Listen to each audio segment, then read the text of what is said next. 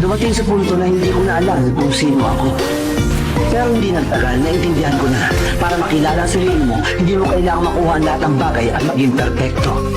Kailangan lang malaman mo ang mga bagay na kaya mong gawin at hindi mo kayang gawin. Mga idol, pasensya na kayo, nabigo akong muli sa layunin ko na inaakala ko mapapasakin habang buhay sa kadahilan ng nahinto ko ang pagkukontent ng 1 versus 1, kaya ang taong lalayo sa'yo wag na habulin, masasaktan ka lang.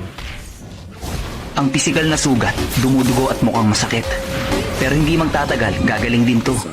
Maghihilom to mag-isa kahit wala kang ginagawa. Pero kung lalagyan mo to ng gamot, magiging mas mabilis ang paggaling ng sugat. Yung sugat sa puso mas mahina.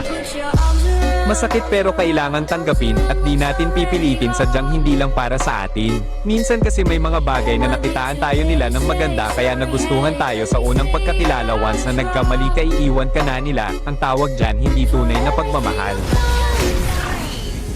Dahil ang tunay na pagmamahal may pagtitiis at higit sa pagtitiis pag-uunawa sa mga bagay na kailangan intindigin.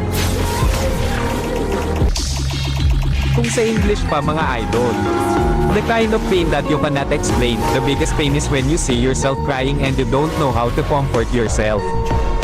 Crying silent is not easy to forget.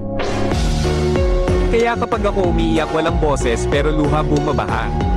Paano ko aalagaan ang puso ko kung palaging nabibigo? Yung titingnan ka sa mga mata at sasabihin sa iyo ang buong katotohanan. Hindi ko na sana kailangan bumalik dito bilang talunan at saka magsasabihin sa iyo ang lahat.